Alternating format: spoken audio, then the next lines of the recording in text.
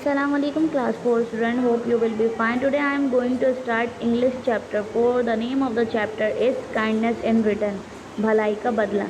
Now I am translating this unit in Urdu. इतवार का दिन था. हारिस अपने कमरे में बैठकर स्टोरी बुक्स पढ़ रहा था. जब उसे शदीद भूख महसूस हुई उसने घड़ी की तरफ देखा.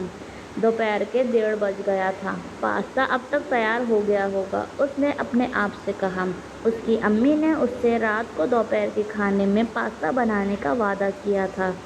वो सीढ़ियाँ उतरते हुए किचन की तरफ भागा, लेकिन उसकी अम्मी ने अभी तक पास्ता नहीं बनाया था, ना ही वो किचन में मौजूद थीं. अम्मी कहाँ है? वो घर में उनको तलाश करते हुए बड़बड़ाया. उसी पल उसे अपने अब्बू की आवाज़ सुनाई दी.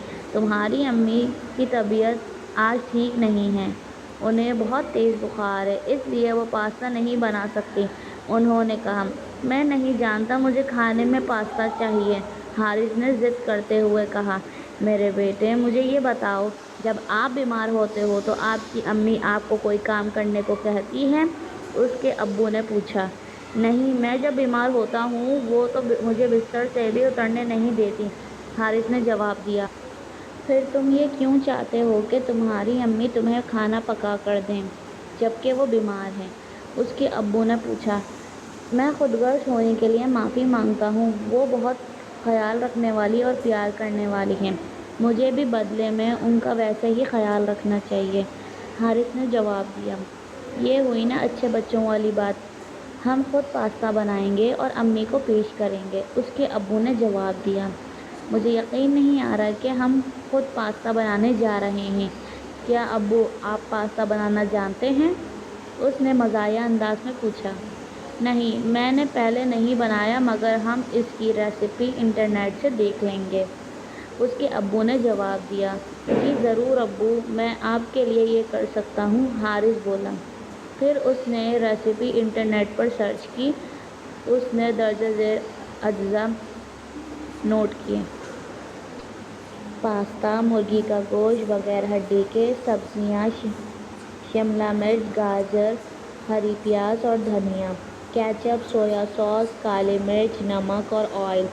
वो किचन में आए. हारिस ने तमाम इंग्रेडिएंट्स पढ़े और उसके अब्बू ने बारी बारी सब निकाल लिए. हारिस को एहसास हुआ कि उसकी अम्मी ने चीज़ों को कैसे तरतीब से रखा हुआ था. सबसे पहले उसके अब्बू ने पैन में उबलते हुए पानी में पास्ता डाला. हारिस ने मुर्गी के गोश्त पर काली मिर्च और नमक छिड़का.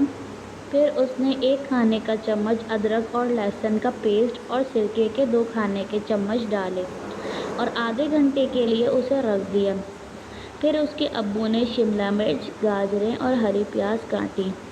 जब पास्ता उबल गया तो उन्होंने उसे पानी से निकाल लिया. फिर हारिस ने पैन को थोड़ी देर ठंडे पानी में रख दिया. उसी दौरान में उसके अब्बू ने पैन में 2 खाने के चम्मच तेल डाला और तमाम सब्जियां भी डाल दी.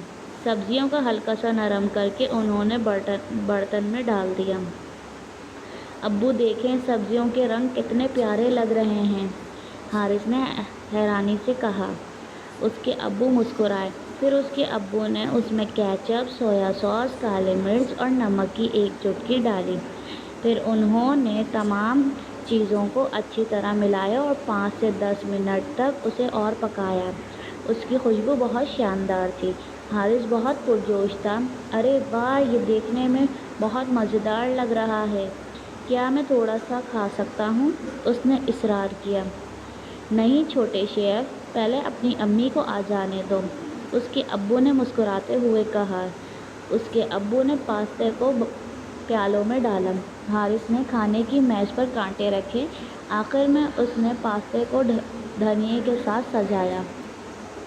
उसी दौरान में उसकी अम्मी मज़ेदार खुशबू सूंघती हुई किचन में आ गईं. वो अब बेहतर महसूस कर रही थीं, इसलिए वो कमरे से बाहर आ गईं. वो हारिस और उसके अब्बू को मेज़ सजाते हुए देखकर हैरान रह गईं. आ जाए अम्मी, खाना तैयार है, हारिस ने मेज़ पर ताज़ा बने हुए पास्ता की तरफ इशारा करते हुए कहा. उन्होंने पास्ता की तरफ देखा और सब मामला समझ गईं. उन्होंने हारिस को गले लगाया. حارث نے خوشی سے کہا، یہ میری زندگی کا بہترین دن ہے۔ امید ہے آپ کو یہ یونٹ سمجھ میں آ گیا ہوگا۔ السلام علیکم۔